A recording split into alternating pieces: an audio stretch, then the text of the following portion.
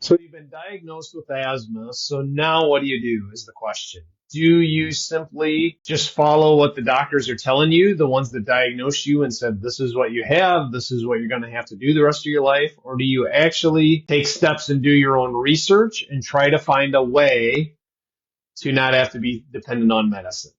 Okay. So asthma diagnoses are just that. It's just a word. It's just the diagnosis of the symptoms that you're having.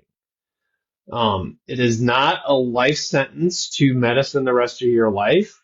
It is not the end of the world, right? So we have a saying here in our office. It says, diagnosis is just a word. It does not define you or determine your future. Your determination to heal is what determines your future. Pure and simple, that is what has to happen. And that's what we do in the Conquer Asthma protocol that we've developed, is teach you how to heal your body despite of the diagnosis that you're dealing with. So I've had asthma since I was 4 years old, so I get it. It sucks. It's tough when you can't breathe.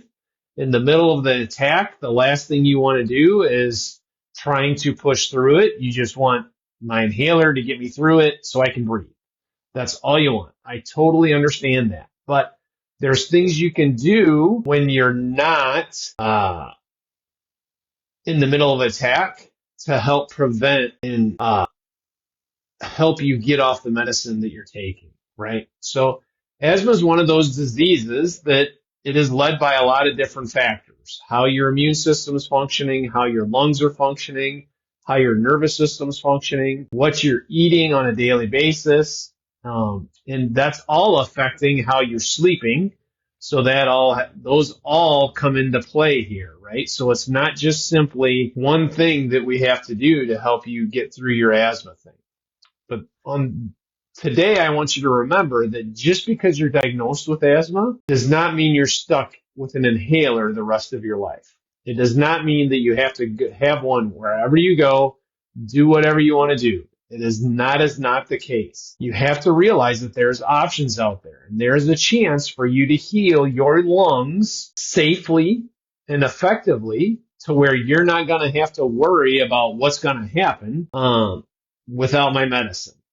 That is the key. Is there's certain ways to do this that is going to be safer than others. And you can't just quit your medicine cold turkey. That is not ever my recommendation for any of our clients or any of my patients ever, is you just never stop your medicine. Okay. You have to take certain steps first before you can even get to the point of stopping your medicine. So remember that just because you're diagnosed with something does not mean that you have to do everything that the people that diagnosed you with this condition tells you to do. You are an individual. God created you individually to be who you are. So you have to realize that. You have to do the research. You have to make the steps forward yourself. You can't depend on doctors. You can't depend on me. As your coach through all this, you can't depend on other people for you to help heal and transform your life. You're the one that has to do that. And it starts with realizing that just because you're diagnosed with asthma does not mean you're stuck there for the rest of your life. There is hope. There is a future without medicine and without asthma in regards to that. So if you want to know how we help people do this, then send me a message. If you want to go to our website and get our ebook, you can go to www.conquerasthmaprotocol.com.